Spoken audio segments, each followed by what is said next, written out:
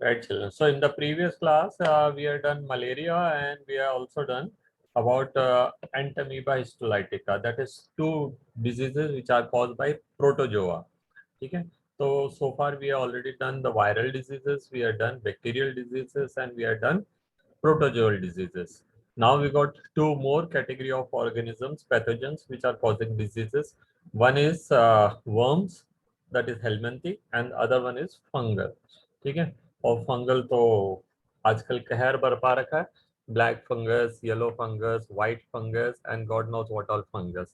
The we'll study that why are fungus causing diseases. पहली बात. दूसरी बात, what are the conditions required for fungi to cause disease, है ना, and why these diseases, how these diseases transmit. In general, if I talk, the most the fungi जो होते हैं, they are belonging to two type of mode of nutrition. Either they will be parasites or they are decomposers. They are always heterotroph. No fungi can make food of their own. However, there are certain fungi which are found in the symbiotic association. जैसे हमने lichens पढ़े, जैसे हमने क्या नाम से mycorrhiza पढ़े. तो वहां पे they're in symbiotic association with some algae और लार्ज प्लांट. ठीक है. बट ज्यादातर जो फंगाई हैं या तो वो पैरासाइट है या सेप्रोफाइटिक है. सेप्रोफिटिक है, they are doing their good work. वो तो सारे मरी हुई चीजों को सड़ा रहे, गला रहे हैं और वापस एनवायरनमेंट में पहुंचा रहे हैं so that they can be recycled. बचे हुए जो पैरासाइट्स हैं वो ही कहर बरपा रहे हैं. It is these parasites which are entering into the body of host either on the surface or in the body, and they are causing number of different type of diseases. है ना. And there are number of diseases which are caused by fungi. They may be as simple itching, roundworm. है ना. फिर हमने पढ़ा वो क्या कहते हैं, कहीं पे इचिंग हो रही होगी, कहीं इरिटेशन हो रहा होगा, कहीं रेडनिंग हो रही होंगी, और बालों का झड़ना देखेंगे हम किसी किसी केस के अंदर. ठीक है. और कुछ टाइप की बीमारी हम देखेंगे. एंड मोस्ट ये सारी तो सरफेस पे मिलने वाली है. Inside body also they enter and they may cause some of the diseases, and most dangerous of them is food poisoning. ठीक है. तो ये सारी जो बीमारियां हैं, हम इस कोर्स के अंदर दो ही बीमारियों के बारे में पढ़ेंगे. उसमें से उन बीमारियों को हम एक एक करके लेके देखते हैं. ठीक है. सो हियर आई गो. पहले वर्म्स दे रखे हैं, हेलमेंथिक डिजीज दे रखे हैं. Let us study with the helminthic first. The Ascaris, है ना. एस्केरिस कौन सी होती है? Ascaris is a worm which is found in the intestine, small intestine, है ना. And it enters in our body with the contaminated food. Generally this worms जो हैं, this pathogens जो हैं, द क्या कहेंगे, जो भी वर्म्स हैं, या राउंड वर्म या flat worm, they are entering in the form of spores और एग्स. ठीक है. तो दो एग्जांपल हम यहाँ पे पढ़ रहे हैं. Ascaris, a common round worm जिसको हम वुकेरिया कहते हैं. वुकेरिया इज अ फैमिली. ठीक है. अब उसमें कई सारे टाइप के राउंड वर्म्स आते हैं. The filarial worm are some of the common helminthic which are known as the pathogenic to man. Ascaris is an intestinal parasite which causes ascariasis. ये contaminated food से आ जाएगा बॉडी के अंदर, intestine में पहुंच जाएगा. It get attach to the intestine. अपने हुक से या अपने जो भी ऑर्गन है, सकिंग ऑर्गन से, it will get attach to the walls of intestine and it will remain there and it will go on multiplying. नए नए खूब सारे अंडे स्पोर्ट्स बना करके बाहर निकालते जाएंगे, which will be spreading to the other person जो एस्केरिस बॉडी के अंदर है. याद रखिए, नया एस्केरिस हमेशा बाहर से आएगा. ये अंदर वाले मल्टीप्लाई करके और नहीं कर सकते. Unlike virus and bacteria, we have studied that one bacteria घुस जाएगा तो वही मल्टीप्लाई होता रहेगा. They are not so. ठीक है. यहाँ पे क्या है, एवरी टाइम फ्रेश एस्केरिस और fresh worm has to enter. अंदर के अंदर मल्टीप्लाई करके हमको दोबारा इन्फेक्ट नहीं कर सकते हैं. ठीक है. Now symptoms of this disease includes internal bleeding, muscular pain, fever, anemia, and blockage of the intestinal passage. I had asked you to prepare a table of all the diseases. Did you? मैंने कहा था मुझे भेजना. मुझे पता है आप नहीं करेंगे. टाइम नहीं मिलता है. सैटरडे संडे ज़्यादा टेस्ट वेस्ट की तैयारी करने लगती है. और अपना टेस्ट कौन सा है, नेक्स्ट टेस्ट हमारा ह्यूमन रिप्रोडक्शन का ऑन थर्सडे, ठीक है। तो वो आप पढ़ लीजिए। Most probably I may be going on leave for some days, most probably the conditions are suitable, ways are open, then अपनी गाड़ी उठाएंगे और चले जाएंगे। तो अगर ऐसा होगा तो I let you know, for few days I will be on leave, so you can also enjoy. तो आपने टेबल बनाया होगा ऐसा मैं सोचता हूँ, नहीं बनाया है तो बना लीजिए। अच्छा है थोड़ा काम खुद से करते हैं, जब हम when we are doing our own तो we are involving so many organs, ठीक है, आंखों को, कान को, बोलेंगे भी सही, हाथों को भी, ठीक है, और दिमाग तो खैर हो ही रहा है। तो वो चीजें फिर हमको परमानेंट हो जाती है। मैं किसी और को साइकिल चलाता देख लूँ या एरोप्लेन उड़ाता हुआ देख लूँ तो वो मैं कभी भी नहीं उड़ा पाऊंगा until and unless I also do it by my own hands, ठीक है। तो जस्ट मेरली सीइंग अदर्स और एक चीज को पढ़ लेने से आप उतना अच्छा रिजल्ट नहीं लाएंगे जब तक कि आप खुद से नहीं करें। तो ये अच्छा रहेगा आपके लिए। डिजीज लिखिए, पैथोजन लिखिए, सिम्टम्स लिखिए, मोड ऑफ ट्रांसमिशन लिखिए, एंड टेस्ट अगर है तो टेस्ट लिखिए, एंड अगर कंट्रोल तो फिर हमको कुछ करना ही नहीं है, वो तो हम तो prevention is the better best control, है ना। तो symptoms of this disease include internal bleeding, because ये सकर से जाके अटैच हो जाते हैं, और इंटेस्टाइन तो कोई कांस्टेंट तो रहने वाली नहीं होती, हिलती डुलती रहती, तो कई बार वो डिटैच भी हो सकते हैं। So when they detaches the bleeding take place, ठीक है। व्हेन दे डिटैचेस, एंड वो डिटैच एक जगह से होगा दूसरी जगह लग जाएगा, सो वो जो वुंड बना है that will lead to ulcer, and if ulcer वगैरह अगर ज़्यादा बड़े हो जाते हैं तो वो कभी ठीक भी नहीं होते हैं, takes very long to heal up, ठीक है। मस्कुलर पेन होगा उसके कारण, ऑक्सीजन सप्लाई डिक्रीज हो जाएगी, मतलब आपका एनीमिया, एनीमिया क्यों हो रहा है, बिकॉज ब्लड काफ़ी सारा ये सक कर जाते हैं, तो the anaemia, the person will be suffering from anaemia, और एनीमिया हो जाएगा तो oxygen supply will decrease, oxygen supply will decrease तो थका थका सा रहेगा, ठीक है, मस्कुलर पेन होगा, फीवर भी रहेगा इसके अंदर, and anaemia. And in extreme cases अगर कई सारे एस्केरिस हो जाते हैं तो जो छोटी सी क्या कहते हैं डायमेंशन डायमीटर है या ल्यूमन कैविटी है इंटेस्टाइन की, वहां पर 5-6 आकर के फंस जाएंगे, तो they will not let the food also to pass, तो that will be a very dangerous case, and then surgery is the one of the way. वैसे तो छुड़ाने के लिए हम कुछ मेडिसिन टैबलेट वगैरह भी दे देते हैं डीवर्मिंग के, उनसे भी जा सकते हैं। आएंगे कैसे बॉडी में ये, the eggs of the parasite are excreted along with the feces of infected person, which contaminates soil, water, plants, etc. And a healthy person acquire the infection through contaminated water, vegetables, fruits, etc. ठीक है, जिसको भी infection है, अब किसी को पता थोड़ी है उसको इन्फेक्शन है ना। और मैंने आपसे शायद पहले भी कभी कहा होगा, हमारे राजस्थान में जो है वो कल्चर था स्टेप वेल्स का, जहाँ लोग बाग कुएं के अंदर सीढ़ियों से उतरते थे, वहां से पानी लेकर, that was the time when this ascaris and there number of other worms they were very common in Rajasthan, क्योंकि घरों में टॉयलेट होते ही नहीं थे। People use to go and क्या कहते हैं, go for disinfection outside only, और वो जिस जगह पे आज किया है कल तक वो सूख जाता है, लोग उसी के ऊपर से चल के जाते थे, उनको पता नहीं रहता यहाँ कल कोई बैठा था, परसों कोई बैठा था, ठीक है। और कई बार एनिमल उनको स्प्रेड कर देते हैं, तो वो कुछ पता नहीं पड़ता है। जनरली पीपल गो, जो जो जिनके घरों में वॉशरूम वगैरह नहीं होते हैं वो सुबह सुबह जाते थे अंधेरे के अंदर, उनको दिखता भी नहीं था कहाँ पे पैर रखा है, ठीक है। तो वो उनके पैर ऐसे डर्टी हो जाया करते थे, they used to contain this thing, number of time plants used to grow there. तो प्लांट्स के साथ में जो फ्रूट्स हैं, हेवी फ्रूट्स में भी, मेलन्स में भी, क्या कहते हैं वो, कद्दू हो सकता है, लौकी हो सकता है, जो भी है, tomatoes even, they are touching the ground and they may touch those part where some days in the past somebody had defecated, और वहां पे उसके स्पोर्स एक्स वगैरह हो सकते हैं, and that may get attach.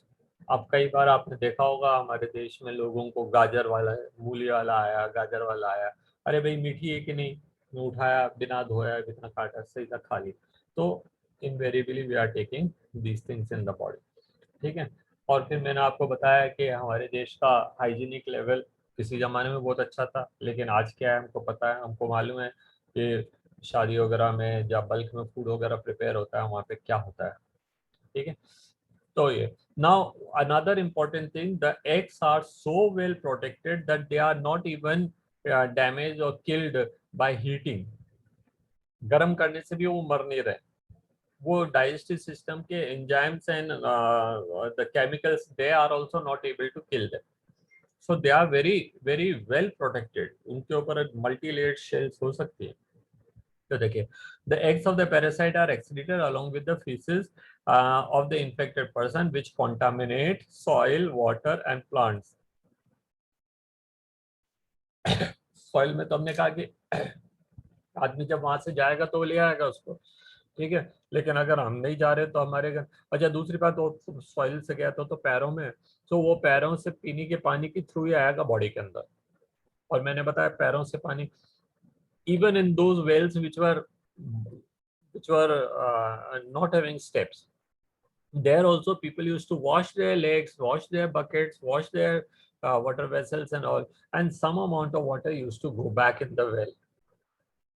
ठीक है, तो मैंने आपसे बताया था, पहले भी कभी बोला होगा, मैंने कहा कि that was one of the reason why high class people were never allowed to fetching water from the low class people, because वो उनकी हाइजीन लेवल उतना नहीं, उनको समझ में भी नहीं आता, उनको समझाओ कि भाई ऐसा नहीं करो तो उनको समझ में भी नहीं आता, बोले पानी बिगड़ने से अच्छा वापस कुएं में जाए, लेकिन उनको ये पता नहीं कि उसके साथ में कितनी सारी चीजें वापस जा रही हैं पानी के अंदर। The eggs of the parasite, अच्छा ये पढ़ ले ना, the healthy person acquire these infection through contaminated water and vegetable. Number of time a secondary host is required. ठीक है, number of time secondary host is required for transmission of these diseases. लेकिन जैसे हम आगे पढ़ेंगे tapeworm के बारे में, खैर अपने इसमें तो नहीं है टेपवर्म, टेपवर्म के बारे में अगर हम पढ़े तो टेपवर्म जो है वो भी ह्यूमन इंटेस्टाइन में रह रहा है, and with the faeces their eggs will also come. Tapeworm is unisexual, जबकि दिस एस्केरिस बाइसेक्सुअल। आपने पढ़ा है इनको 11th क्लास में, डायग्राम ड्रॉ कराऊंगे प्रैक्टिकल्स में, तो आपने देखा होगा उनको ना। टेपवर्म जो है वो उसके अंडे भी बाहर आ गए ना, when it is been consumed by pigs, तो वो एग्स जो है पिग्स खा लेते हैं और उनकी मसल्स में जाकर के वो स्पोर्स बन जाते हैं। And when such a pigs flesh is been eaten by human being which is not properly cooked, है ना, आपने देखा होगा कई लोग जो है वो बारबेक्यू करते हैं, स्पेशली द पिग्स, है ना, बारबेक्यू। आप तो कोई भी मीट नहीं खाते हैं क्या पता। तो बारबेक्यू क्या है, मतलब उसको पूरे को काट पीट करके और उसके अंदर मसाला भर के उसको बांध करके ऐसे लटका देते हैं, and that is being cooked on fire. Barbecue is not a good method. The क्या कहते हैं, meat is not properly cooked. तो ऐसे केस के अंदर जो फ्लेश के अंदर जो स्पोर्स हैं they will not die. If food is cooked under a pressure cooker at the temperature of 160-170 degrees Celsius, do temperature rises that much in a pressure cooker? Water boiling point of the water is only 100 degrees Celsius. Am I right or am I wrong? Correct. कैसे?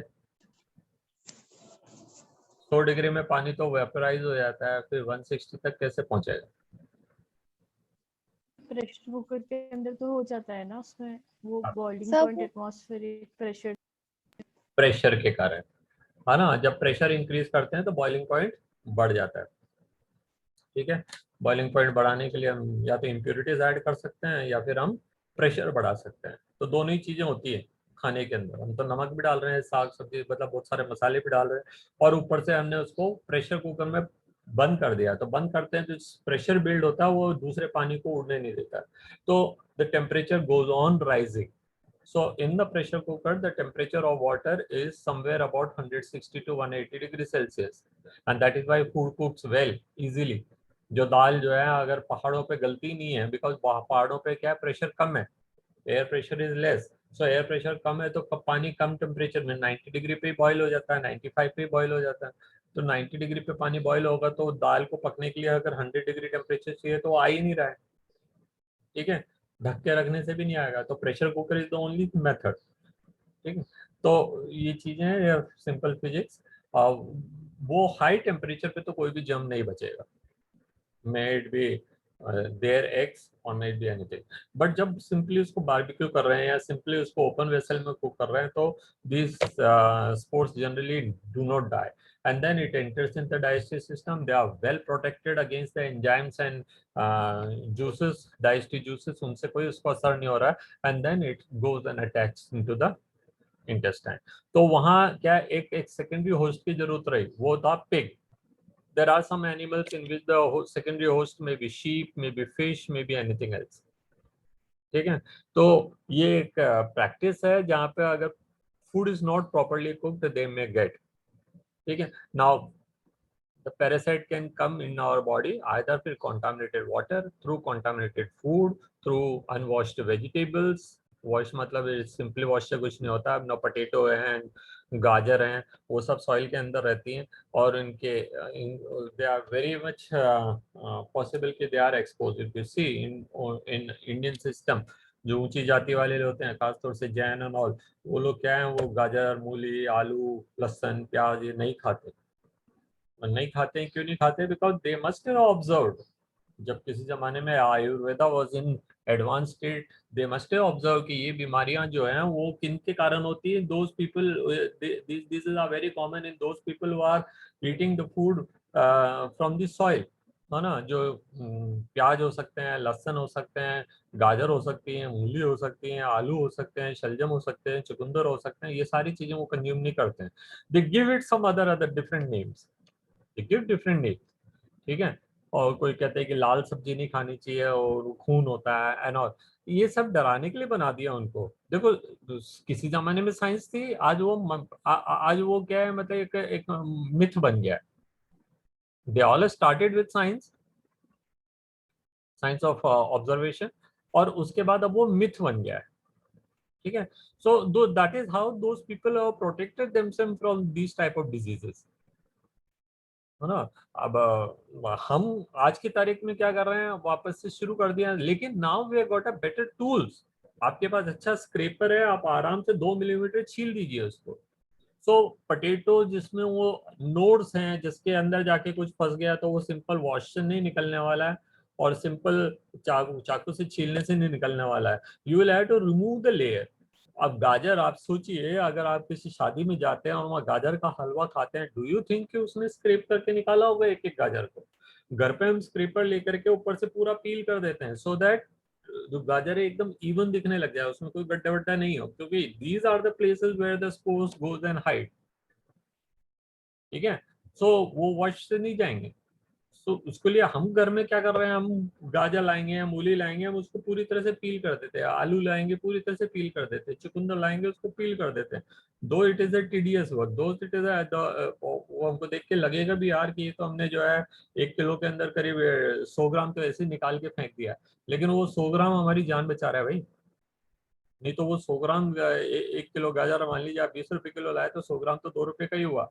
लेकिन अगर वो बीमारी हमको हो गई ना, तो फिर पता नहीं कितने हजारों बिगाड़ने पड़ेंगे. And you might have heard कैसे कैबेज के अंदर कोई वर्म होता है, गोभी में कोई वर्म होते हैं, एंड दीज वर्म जो होते हैं वो किस तरह से मैनेज क्रिएट कर रहे हैं, ठीक है. सी पैथोजन अपना अपना रास्ता ढूंढ लेते हैं, and there is a continuous endeavour of evolution. वो हमेशा इवॉल्व होते रहते हैं, उन्होंने नए तरीके बनाए होते रहते हैं ताकि वो अपने आप को बचा सके, ठीक है. खैर, इसका यहाँ से कोई लेना देना नहीं था, फिर भी मैंने आपको बता दिया कि ये सब क्यों हो रहा है, और क्यों मैंने आपसे कहा था कि वन ऑफ द रीजन जो है हमारे देश के अंदर जाति प्रथा का था, वो यही था, एडवांसमेंट, ठीक है. जो higher people, those who have better affordability, those who have better understanding, those who have studied, those who are educated, they're, वो सारे लोगों को जो है इन चीजों के बारे में पता था और दूसरों को नहीं था, है ना.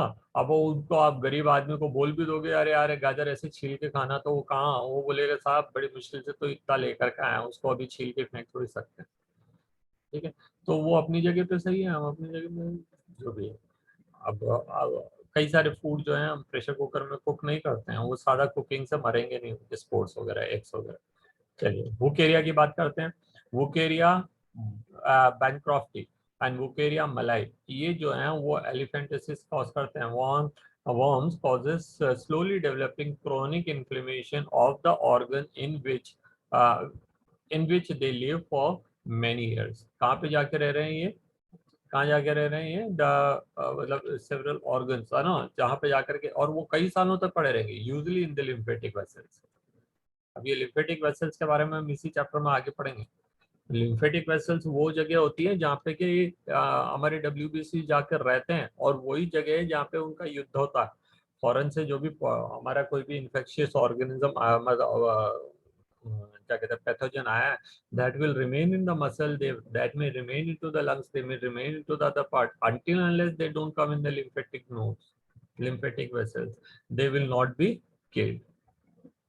ठीक है, और लिम्फ बाहर तो मतलब बहुत कम जाता है उसका उतना। तो लिम्फेटिक नोड वो खास जगह है जहाँ पे they are killing, they are fighting, है ना, और ये जाके वहीं पे रह रहे हैं। तो आप सोचिए कि मतलब इनकी कितनी हिम्मत है ना, जैसे मिलिट्री के अंदर ही जाकर के कोई जो है हमारा देशद्रोही रहने लग जाए। तो lymphatic vessels and the low of the lower limbs, कहाँ पे, lymphatic vessels of the lower limbs, तो वो स्वेल होने लगेगी, ठीक है, और उसके कारण क्या होगा कि that will swell up and वो हाथी के पैर के जैसे दिखने लग जाए। So people those who must have observed it, they used to call it is elephantiasis. वो ये कहते थे कि आपका एलिफेंट जैसा पैर हो गया, ठीक है, lower limb, and the disease is called elephantiasis और फिलेरियासिस, ठीक है। ये जेनाइटल ऑर्गन तक पहुंच जाता है। The genital organs are also been affected, you can see this person genital organ, the testicles have become so large, ठीक है, whereas the ordinary person's testicle जो है वो करीब 5 सेंटीमीटर तक की होती है, यहाँ पर हम देखेंगे इट्स ओवर ए फीट, ठीक है, एंड द पीनस जो है वो बिल्कुल रिड्यूस हो गया है। तो ये इवन इसके एक्सक्रीटरी और इसके रिप्रोडक्टिव ऑर्गन्स को भी अफेक्ट कर रहा है। The pathogen are transmitted to a healthy person through a bite of female mosquitoes. अब यहाँ पे वो कोई तंत्र काम नहीं करेगा कि खाना साफ खाओ, पानी साफ पियो ना, मस्किटो तो दूर रहो। तो हमने पढ़े हैं पैथोजन से बचने के क्या क्या तरीके हैं, लिविंग मतलब clean air to breathe, clean water to drink, clean food. और क्लीन का मतलब केवल फूड साफ हो उससे मतलब नहीं है, बर्तन भी साफ होना चाहिए, जहाँ बैठ के हम खा रहे हैं वो भी साफ होना चाहिए, हाथ जिससे हम खा रहे हैं वो भी साफ होना चाहिए, ठीक है। तो ये साफ, पूरा साफ सफाई। और इसके अलावा हमने देखा कि वेक्टर से भी बचना है, और वो वेक्टर दो तरह के हो सकते हैं, मैकेनिकल वेक्टर या एक्टिव वेक्टर। तो एक्टिव वेक्टर तो डायरेक्टली ट्रांसमिट करता है बॉडी के अंदर, और उनमें सबसे डेंजरस है ये female mosquitoes, female anopheles and female aedes and female other type of mosquitoes, female से रहती है। और मैंने उसका भी कारण बताया, why they are only female, because they have to raise their eggs. Okay, many fungi, ये तो हो गया अपने वर्म से होने वाली दो ही बीमारियों को लिखा है। एस्केरिस नहीं लिखा है तो हम एस्केरियासिस के बारे में नहीं पढ़ेंगे। फिलेरियासिस हमने पढ़ा, और सॉरी टेपवर्म नहीं लिखा है ना, टीनियासिस नहीं पढ़ेंगे। टेपवर्म को हम टीनिया सोलियम कहते हैं, तो टीनिया सोलियम से होने वाली बीमारियों को टीनियासिस कहते हैं। एस्केरियासिस हमने पढ़ लिया, फिलेरियासिस हमने पढ़ लिया। अब हम फंगाई के बारे में पढ़ते हैं। What do fungi do? Many fungi belonging to genera Mycosporum and Trichophyton and Epidermophyton are responsible for ringworms. अच्छा, नाम में worms आ रहा है, but they are not worms, ठीक है। कई कई गलतियां करते हैं हम, हमने कर दी यहाँ पे भी, नाम लिखा है रिंग वर्म, ऐसा लग रहा है रिंग शेप की कोई वर्म होगी, but it is not worm, it is fungal infection, ठीक है। It is something like that, जैसे हम कहते हैं silver fish, it is no more a fish, it is an insect, ठीक है। तो ऐसे ही कई कई जगहों पर हमने गलत नाम दे रखे हैं, दे रखे तो दे रखे हैं, रेक्टिफाई कोई कर नहीं रहा है। तो ये रिंग वर्म्स है, these are fungal diseases which is one of the most common infectious disease in the human, है ना। तो किसी भी जगह पे हो जाता है बॉडी के अंदर, स्किन, फेस के ऊपर, कान के पीछे, उंगलियों के इन जगहों पे, कमर में, ग्रोइन में, जांघों पे, जहाँ पैर जो हैं वो अपनी बॉडी से अटैच, एब्डोमेन से अटैच होते हैं, ठीक है, घुटनों पे, और पैरों की उंगलियों के बीच में, ये जो जगह हैं इनमें क्या है, पसीना आके इकट्ठा होता है, और फंगई को ग्रो करने के लिए मॉइस्चर चाहिए होता है, ड्राई जगह पे नहीं करेंगे। तो जिनको ज्यादा पसीना आता है उनको फंगाई की चांसेस ज्यादा है। अभी थोड़े दिनों पहले रिसर्च में आया था जो लोगों को ये ब्लैक फंगस और ये अदर डिजीज हो रही है वो मोस्ट ह्यूमिड एनवायरनमेंट में रह रहे हैं, जिनके घर बंद से रहते हैं या जो बहुत ज्यादा कूलर चला करके पानी पानी सा कर देते हैं घर के अंदर। तो वो one of the reason, not all, ठीक है। तो वो है कि मॉइस्चर ज्यादा हो, और मॉइस्चर इन्हीं जगहों पे ट्रैप होता है। कान के पीछे काफी पसीना आता है लोगों को यहाँ से बालों से निकल करके, तो ये जगह गीली रहती है, ये जगह गीली रहती है, यहाँ गीला रहता है, स्काल्प गीला रहता है कई जनों का पसीने में, ठीक है। एंड जहाँ जॉइंट होते हैं कोई भी पार्ट जहाँ पे फोल्ड रहते हैं उन जगहों पे, तो यहाँ हो जाता है। And initially you will not come to know, after some time scaly mark can be there. तो यहाँ देखिए, ये दिख रहा है यहाँ पे सिम्टम, मतलब सिम्टम्स क्या है इसके, scaly lesions with itching, scaly lesions on various parts of the body, as कहाँ कहाँ पे हो रहा है, scale such as skin, nails and the scalp. The main symptom of the disease, the lesions are accompanied by intense itching, खुजली चलती रहेगी। जब वो आदमी उसको खुजलता है तो ये कहाँ आ गए, नाखूनों में। फिर उसी इस पार्ट से वो दूसरी जगह पे जब टच करेगा तो he himself is actively transmitting the pathogen from one part of body to other part, ठीक है। अच्छा, अब हमको अपने बॉडी को टच करने में हमको थोड़ी लग रहा है कि हमारी बॉडी में कुछ, लेकिन ये जानवर जान के अनजाने में जैसे भी हम अपनी बॉडी में ट्रांसफर कर रहे हैं। देखिए आगे क्या लिखा है, हीट एंड मॉइस्चर, ये वाला मौसम इससे ज्यादा अच्छा और कोई मौसम नहीं है फंगल ग्रोथ के लिए। थोड़े दिनों बाद बारिश आएगी तब भी मॉइस्चर रहेगा बहुत ज्यादा।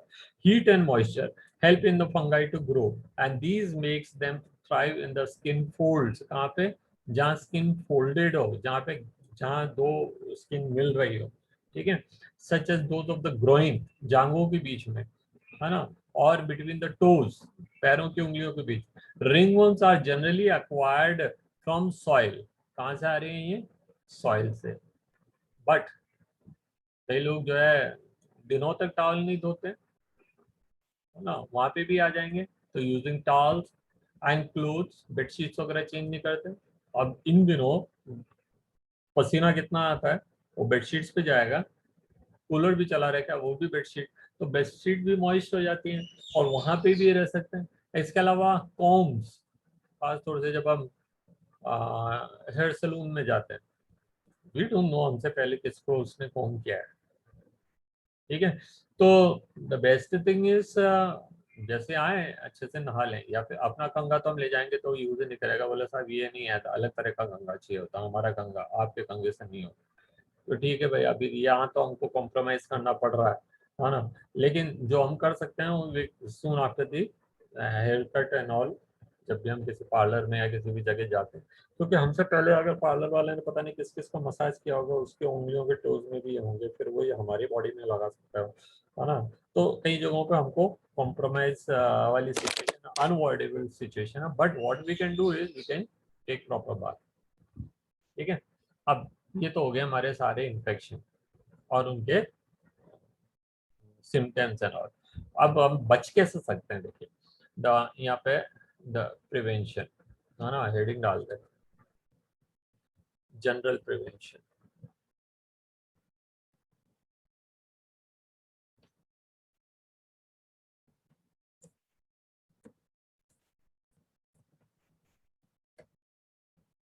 ठीक है, इससे ऊपर वाला ये क्या था, फंगल डिजीजेस, ये भी डाल देते हैं,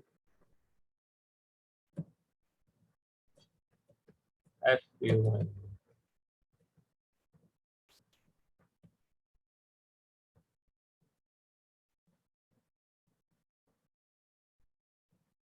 और ये थी helminthic diseases.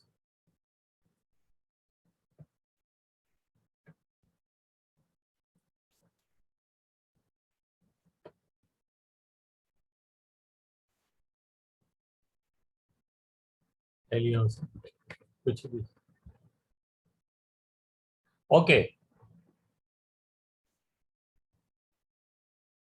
Maintenance of personal and public hygiene, कितना जोर है इसके ऊपर, ठीक है। वापस से हम बात कर सकते हैं हमारे जो इंडियन सिस्टम के अंदर कास्ट सिस्टम जो आया उसका वन ऑफ द जो रीजन मैंने आपसे कहा बार बार कि जो नॉलेज है अबाउट द हाइजीन, नॉलेज है अबाउट द डिजीजेस नॉलेज है जिसके बारे में, जिससे हमको मालूम पड़ता है कि how disease used to spread. वो सब लोगों, ऊंची जाति के लोगों को पता था और उनको मालूम था कि उसमें क्या क्या चीज है, तो उनको मालूम था हाइजीन क्या होता है। वही लोग जो है सुबह नहाने के बाद ही वो क्या कहते हैं किचन में प्रवेश करेंगे, है ना। एंड दे ओनली नो कि what is the importance of personal hygiene and public hygiene. तो personal hygiene is very important for prevention and control of many infectious diseases.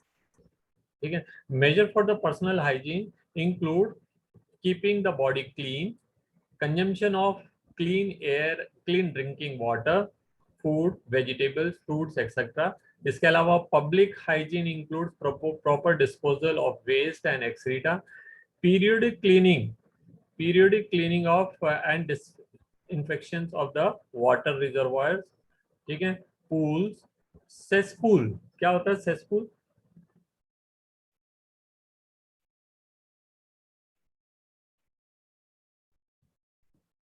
आप तक तो आ गई होगी आवाज उधर। सर आवाज तो आ गई लेकिन पता नहीं क्या होता है। ठीक। सेसपूल मैंने आपको बताया था, कई जगहों पे क्या है वो गड्ढे कर देते हैं जहाँ पे कि ड्रेनेज का पानी जाकर के स्टोर हो जाए।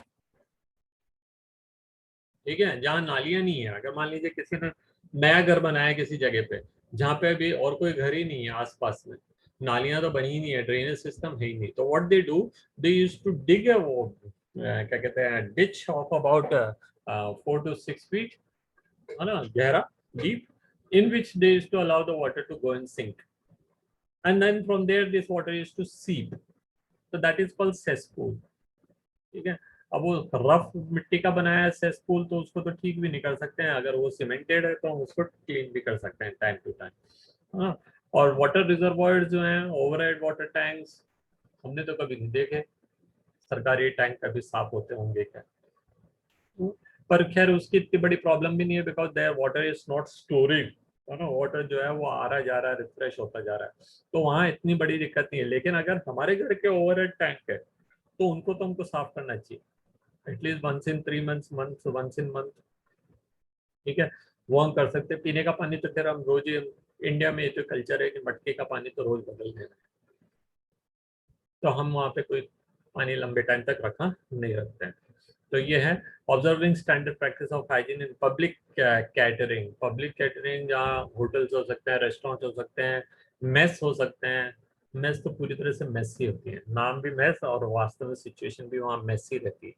ठीक है। और इसके अलावा शादी ब्याह के जो फंक्शन के जो खाना बन रहे होते हैं वहाँ पे proper hygiene, who does, do you think जैसे घर में हम एक एक पालक का पत्ता निकाल के देखते हैं कि इसमें कोई वर्म तो नहीं है, वो शादी में कर रहा होगा जहाँ पालक की पूड़ी बनाने वाला है, उसने तो लाया पानी के अंदर ही डुबोया, निकाला, ले भैया मिक्सी में चलाया, उसको पीस दिया। अब उसके अंदर वर्म्स भी होंगे तो पीसो, जर्म्स भी होंगे तो पीसो, एंड पूड़ी बना दी।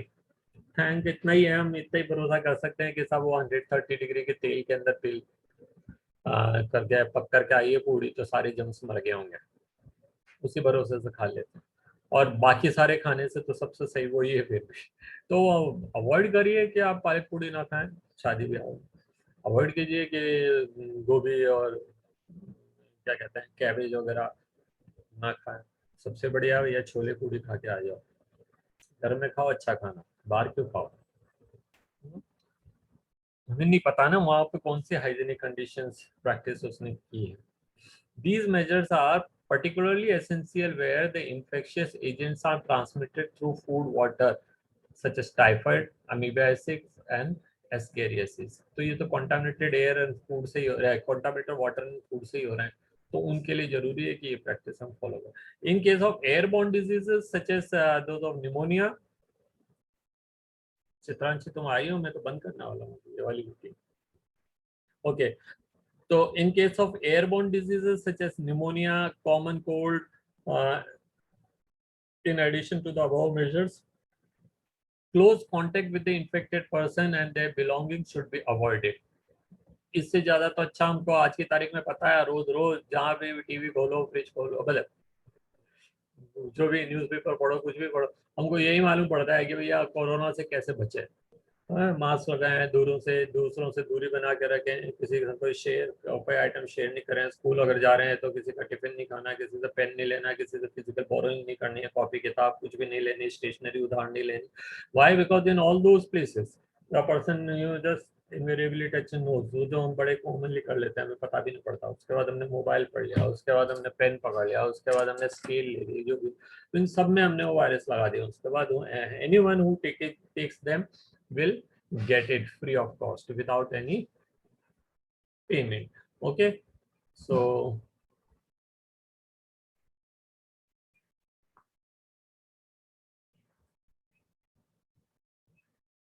okay, अब इसके अलावा क्या, other diseases which are spread, the diseases are also spread by vectors. So some of the diseases such as malaria, filariasis are transmitted through insect vectors. ठीक है, और रेबीज का नाम नहीं लिया है. रेबीज कैसे होती होंगे, कैसे होती है रेबीज? कुत्ते के काटने से हाँ, और मंकी बिल्ली से, मंकी से, सुअर से, कोई भी जानवर जो बाइट कर रहा है और अगर उसके मुंह में रेबिस का वायरस है तो वो हमें दे सकता है. ऊंट के काटने से, ठीक है, तो कोई भी जानवर, any animal, if it has got that virus, it can transmit the disease to us. The most important measure is control to eliminate the vector from their breeding places. It can be achieved by avoiding stagnant water. मच्छरों को भगाने के लिए क्या कर सकते हैं? Stagnation of the water can be avoided, ठीक है, around the residential area, and regular cleaning of the household coolers, use of the mosquito net, and in introduction of flies like fish like gambusia in the ponds, and that feed on the mosquito larvae. Spreading of insecticides in the ditches, drainage areas, and swamps. In addition, doors and windows should be provided with a wire mesh and prevent the entry of mosquitoes. Such precautions can become all the more important, especially in the light of widespread incidence of the waterborne, vector-borne disease, जो dengue के बारे में, chikungunya के बारे में, ठीक है. अब डेंगू चिकनगुनिया तो सेकेंडरी हो गई, अब तो सारा कुछ कोरोना कोरोना कोरोना ही रह गया, ठीक है. तो ये किसी जमाने में या रादर अब अभी भी है, बहुत खतरनाक बीमारियां. चिकनगुनिया तो ऑलमोस्ट सप्रेस हो गया, लेकिन dengue is very common in Kota. काफी हद तक जो है पेशेंट डेंगू से सफर करते हैं. The advancement in the biological science have armed us to effectively deal with many of infectious diseases. The use of the vaccine and immunization program have enabled us to completely eradicate deadly diseases like smallpox. और अब तो polio भी खत्म हो गया है दुनिया से तो क्या, भारत से तो हो गया, सर्टिफिकेट मिल गया, पाकिस्तान से नहीं गया अभी, ठीक है. A large number of other infectious diseases like polio, diphtheria, pneumonia, tetanus have been controlled to a large extent. तो अब आप लिखेंगे polio is been completely eradicated from India, ठीक है. Biotechnology, about which you will study in chapter 12, at the verge of the making available newer and safer vaccine. तो अब जो vaccine आ रही है उनसे वो सेफ वैक्सीन है. और सेफ वैक्सीन क्या होती है उनके बारे में हम जब वैक्सीन पे पढ़ेंगे तब पढ़ लेंगे. Discovery of antibiotics and the various other drugs are also enabled us to effectively treat infectious diseases.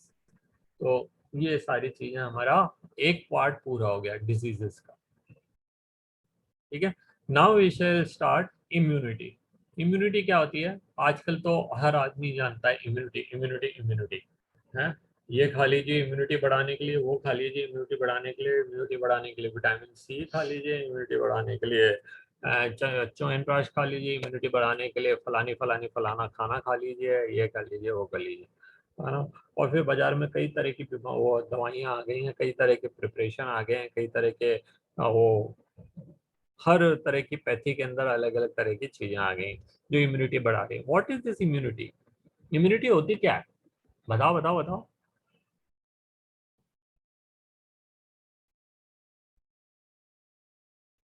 Sir disease से लड़ने के जो पावर होती है हमारे अंदर.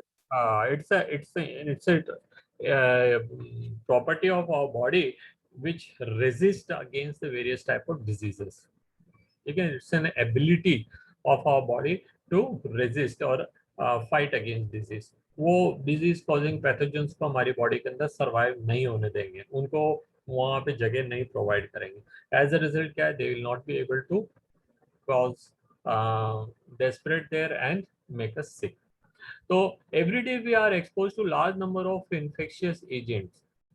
हम शाम को छत पे जाके बैठ जाते हैं और थोड़ी थोड़ी देर में खूब सारे मस्किटोज, ठीक है. My wife every now and then she says ये तो मलेरिया करके ही रहेगा. नहीं, every mosquito bite is not causing malaria.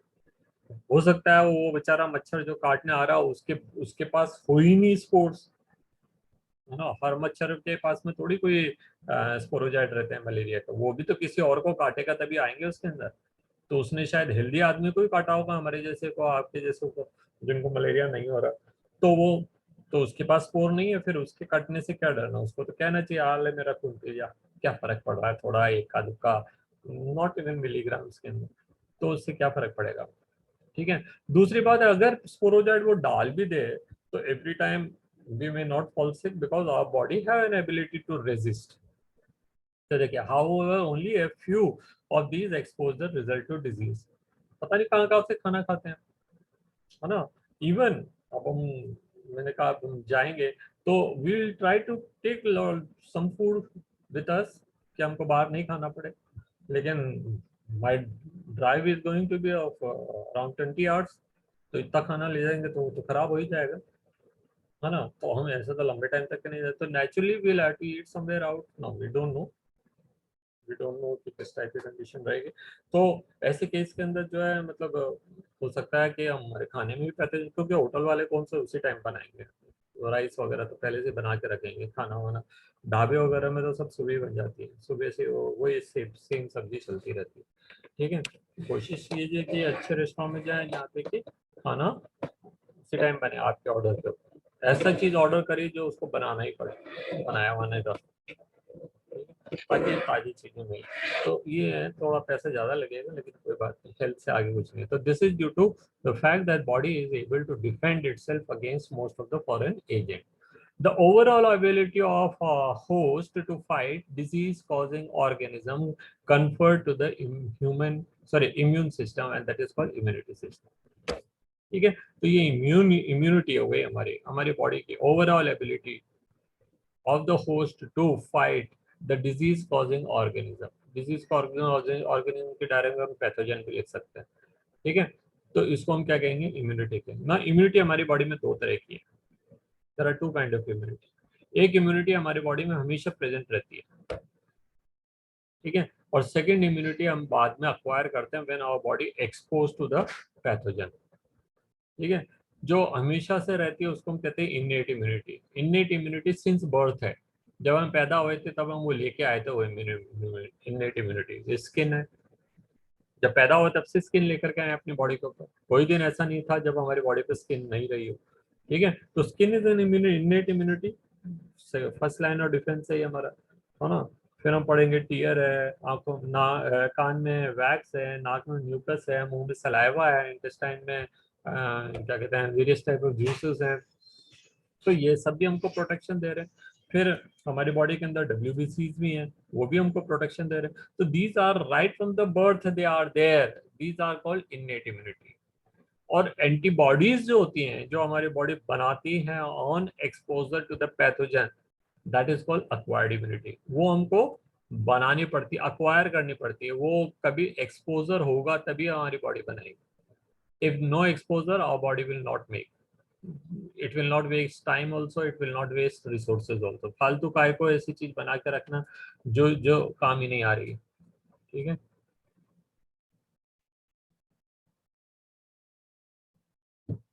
तो that is called acquired immunity. चलिए हम बात करते हैं innate immunity. Innate immunity is non specific, किसी खास पर्टिकुलर पैथोजन के लिए नहीं है. दूसरी बात, it's a non-specific type of defense and it is present right from the time of birth. दूसरी बात क्या है कि वो पैदाइशी हमारे साथ है, since birth है. This is accomplished by providing different type of barriers to the entry of the foreign agent into our body, and innate immunity consists of 4 type of barriers. इनको हमने barriers कहा है. और ये 4 तरह के बैरियर्स हैं जो पैथोजन को एंटर ही नहीं होने देते, ठीक है। उनमें से सबसे पहला है physical barrier, first line of defence, और वो सबसे पहला है skin. Skin is not letting any pathogen to enter. आप इमेजिन कीजिए कि जब तक हम जिंदा हैं तब तक हम हमारी स्किन किसी फॉरेन बॉडी को एंटर नहीं करने दे रही है। जब एक आदमी मर जाता है ना, विद इन आधे घंटे स्मेल करने लग जाता है, with in half an hour. वो तो फिर हम क्या अगरबत्ती वगैरह लगा देते हैं, है ना, और कई बार स्प्रे वगैरह करते रहते हैं, इत्र लगा देते हैं, पोहा बना करके कान में नाक में घुसा देते हैं, तो कि उसकी बॉडी की स्मेल जो है उस रूम के अंदर अनुभव ना हो, ठीक है। कई जने रखते हैं ना बॉडी को कुछ टाइम तक, लोग बाग आए अपना जो भी इनको होमिस देना है वो दें, तो उतने टाइम के लिए जो है बॉडी स्टार्ट डिकेइंग। तो बॉडी जो है वो 1 घंटे 2 घंटे 4 घंटे में तो अच्छे से स्मेल करने लग जाती है।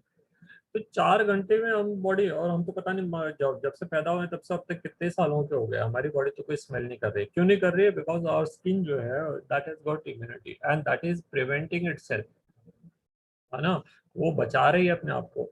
ये जो आंखें हैं, जो कान है, जो नाक है, मुंह है, ये से पैथोजन घुसते हैं, इनके सबके अंदर भी अपना अपना तरीका है। तो उनको पढ़ते थे कि mucus coating in the epithelium lining of respiratory gastrointestinal urinogenital tract also help in trapping the microbes and nutri in the body. इन सारी जगहों पे म्यूकस है, in all these openings where respiratory mucus, gastrointestinal मुंह में saliva, intestine में पूरे में mucus, and urinogenital that also goes on secreting a slimy substance, ठीक है। तो वो ये जो चीजें हैं दैट आल्सो प्रिवेंट, है ना। दूसरा है फिजियोलॉजिकल बैरियर।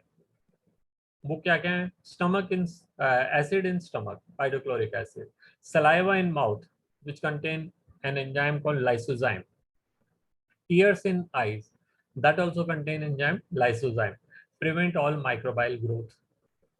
तो ये हमारी आंखों को, हमारे मुंह को और हमारे स्टमक को जो है दे आर प्रिवेंटिंग। ऊपर से अंदर चले गए, अब अंदर की तरफ क्या है? तीसरे नंबर पे जो है वो है सेलुलर बैरियर। सेलुलर बैरियर किसके आते हैं? That is WBC. तो देखिए सर्टेन टाइप ऑफ डब्ल्यूबीसी जिनको हमने ल्यूकोसाइट्स का of our body like polymorphonuclear leukocytes, PMNL, नाम याद रखना, ठीक है, जिनको हम बाद में न्यूट्रोफिल्स भी कहते हैं। एंड मोनोसाइट्स, मोनोसाइट फैगोसाइटिक होते हैं, खा जाते हैं फॉरेन बॉडीज, ठीक है, सूडोपोडिया बना। And natural killer, the type of lymphocyte. तो ये जो साइट वाले हैं तो वो खाने वाले हैं, साइट वाले, ठीक है।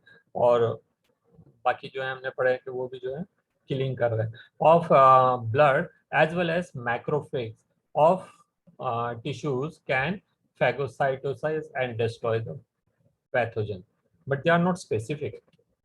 दे आर नॉट स्पेसिफिक कि हम केवल निमोनिया के बैक्टीरिया को खाएंगे, टाइफाइड वाले को, या टेटनस वाले को, या किसी को और को। तो जहाँ स्पेसिफिक नहीं होते हैं वो उनकी हम बात कर रहे हैं। Innate immunity is not specific, ठीक है। एंड लास्ट है साइटोकाइन बैरियर। साइटोकाइन बैरियर जो है वायरस के अगेंस्ट ही आता है। तो साइटोकाइन बैरियर्स के लिए लिखा है, देखिए, virus infected cells secret proteins called interferons and this prevent the non-infected cell from getting further infected। Interferon वो सर तो मर गई जिसमें वायरस घुसा, उसका तो कत्ल होना ही है, क्योंकि उसमें वायरस बढ़ते जाएंगे and ultimately it will burst. But it also secrete interferons which prevent the neighbouring cells from infection, and that is why these diseases जो है पढ़ते हैं, कोई 7 दिन रहती है, कोई 5 दिन रहती है, कोई 3 दिन रहती है ना। तो after that they are not causing damage or they are not continue to stay there। तो वो क्या है, वो इंटरफेरेंस वगैरह सीक्रेट हो गया, एंटीबॉडीज वगैरह बन गए, तो वो प्रिवेंट कर लेंगे। तो ये पैसिव इम्यूनिटी है, ये हमारी बॉडी में रहेगी ही रहेगी। पैसिव इम्यूनिटी मतलब इनेट इम्यूनिटी जो है वो हमारी बॉडी में शुरू से है, बर्थ से, ठीक है। अब हम पढ़ते हैं अक्वायर्ड इम्यूनिटी, ऐसी इम्यूनिटी जो हम बाहर से लेते हैं। ये तो हमारे साथ में ही है, स्किन तो हमारे साथ में ही, बाहर से थोड़ी ली है, ठीक है। कोई भी दूसरी चीज, hydrochloric acid I am not taking from outside, saliva is I am not taking from outside, mucus I am not taking from outside, wax I am not taking from outside, tear I am not taking from outside, all these are right from the birth, they are present in our body, उनके लिए हमने system बना लिया, वो हमारे साथ में ही है हमेशा, उनको हम कहेंगे इननेट इम्यूनिटी। चाहे एक्सपोजर हो चाहे ना हो, चाहे बीमारी मिले चाहे ना मिले, है ना। फिर आए हैं अक्वायर्ड इम्यूनिटी। अक्वायर्ड इम्यूनिटी जो हम अक्वायर करते हैं, अक्वायर करना मतलब प्राप्त करना, रिसीव करना, गेन करना, ठीक है। Now acquired immunity itself is of two type, one is passive acquired immunity and second active acquired immunity. तो देखते हैं acquired immunity on the other end is pathogen specific, वो स्पेसिफिक है, एक खास चीज के ऊपर काम करेगी, and it is characterised by memory. दूसरी बात क्या है, उसकी कुछ याददाश्त रहती है, कुछ टाइम तक के लिए वो बना कर रखती है, वो कुछ टाइम जो है जिंदगी भर का हो सकता है, कुछ time can be for a week also हो सकता है, ठीक है। अगर हम कॉलेरा की क्या कहते हैं एंटीबॉडीज देखते हैं अपनी बॉडी में, वो 7 दिन से ज्यादा नहीं रहती, लेकिन अगर हम स्मॉल पॉक्स का देते हैं, एक ही वैक्सीन लगाई जिंदगी भर के लिए होगी, ठीक है। तो this means our body when encounter pathogen for first time responses and call primary response. जो पहली बार हम उससे एक्सपोज हुए तो हमारी बॉडी ने उसके लिए उससे पैथोजन बनाया, एंटीबॉडीज बनाया, and this type of response is called primary response.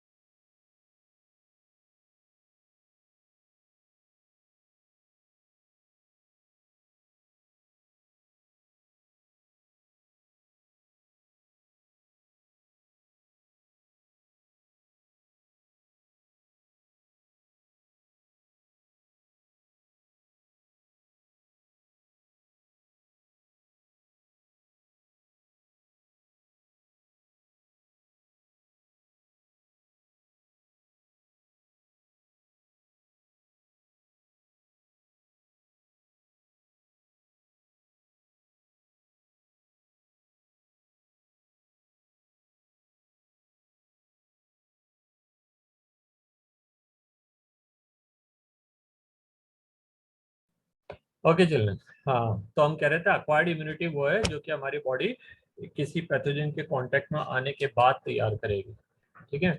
जैसे हम कई बार नहीं करते हैं, जब तक कुछ नहीं हो रहा है लफड़ा तब तक हम चुप रहते हैं, जैसे कई हम देखते हैं कि कुछ लफड़ा क्रिएट करने वाला आ गया तो हम भी उसके लिए तैयार हो जाते हैं। तो पहली बार जब तैयार होते हैं तो उसको कहते हैं प्राइमरी रिस्पॉन्स। लेकिन हमको देखता है कि severity can be increase, in that case क्या है, वो उस टाइम का लफड़ा तो खत्म हो गया लेकिन पीछे से हमने तैयारी करके रख ली।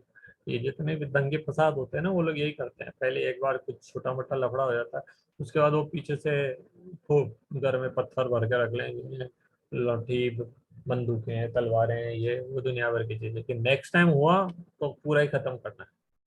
हमारे बॉडी भी ऐसे करता है, पहली बार एक बार छोटा मोटा एक्सपोजर हुआ, and then our body prepare all, लाठी डंडा से, तलवारें, बंदूकें, है ना, ये वो सारी चीजें मंगा करके रख लेगा, है ना, so that the second exposure उसको बड़ी तेजी से कंट्रोल कर ले। तो देखिए which is of low intensity, primary response जो है वो low intensity. Subsequent encounter with the same pathogen elicit a highly specified secondary और एनामिस्टिक रेस्पॉन्स। ये वर्ड याद रखना, anamnestic response, secondary response. It is a very high speed, ये बहुत ही highly intensified है, बहुत तेजी से होती है, प्रोलिफरेटरी है, एकदम बहुत जल्दी से बनाए। इट इज समथिंग सेम, जैसा अगर मैं ये कहूँ कि अगर हम आप मान लीजिए आजकल छुट्टियां चल रही हैं, आप लोग कई सारी चीजें जो है रेसिपीज ट्राई कर रहे हैं, है ना। तो अभी आप व्हाट्सएप पे देख रहे हैं या सॉरी यूट्यूब पे देख रहे हैं और आप उससे ट्राई कर रहे हैं। यूट्यूब पे पहली बार देख रहे होते ना, उनको पता नहीं रहता किस किस चीज साउंड तो इसकी आएगी यार, इसका वो तो खराब है।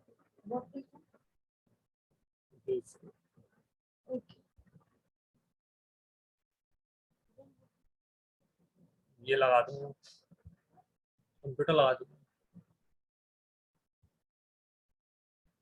ठीक है। तो वो क्या कह रहा था मैं, हाँ एनामिस्टिक रेस्पॉन्स जो है वो बहुत तेज होता है, वो बहुत इंटेंसिफाई होता है, तो बहुत तेजी से होगा। एंड सेकंड टाइम, हाँ तो आप पहली बार रेसिपी बना रहे हैं तो आपको पता नहीं है कि भैया वो क्या क्या करना है।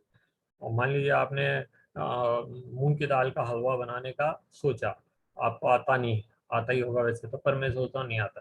तो अब आपने क्या कहा कि भैया यूट्यूब से देख करके बनाएंगे, तो यूट्यूब ने पहले आपको बताया कि भाई ये तैयारी करनी है। अब तैयारी तो कर लिया आपने, लेकिन जब वो असल में बनाने लगते हैं तो कई वो चीजें होती हैं जो वहां पे नहीं बता रखी, अब आप उनको ढूंढते फिर रहे हो, है ना। वहाँ उसने तो इलायची लिखी है, लेकिन उसने ये नहीं लिखा इलायची चूरा करके रखना है। अब वो आपका प्रोसेस हो रहा है तब। तो नेक्स्ट टाइम जब आप बनाएंगे तो आपको मालूम है कि क्या क्या प्रिपरेशन करनी है, कैसे करनी है। तो नेक्स्ट टाइम आपको यूट्यूब खोल कर रखने की जरूरत नहीं है, फट तो आपको मालूम है कि क्या क्या करना है, because now you know it. That is why I am saying कि आप अपने आप से लिखिए आंसर्स को, ठीक है। तो क्या होगा नेक्स्ट टाइम जैसे क्वेश्चन आएगा फट करके लिखेंगे। नहीं तो क्या हो रहा है, अभी आप सोच रहे हैं, देख रहे हैं, किताब भी खोल रहे हैं, है ना। तो आप अपनी तैयारी पूरी तरह से करिए।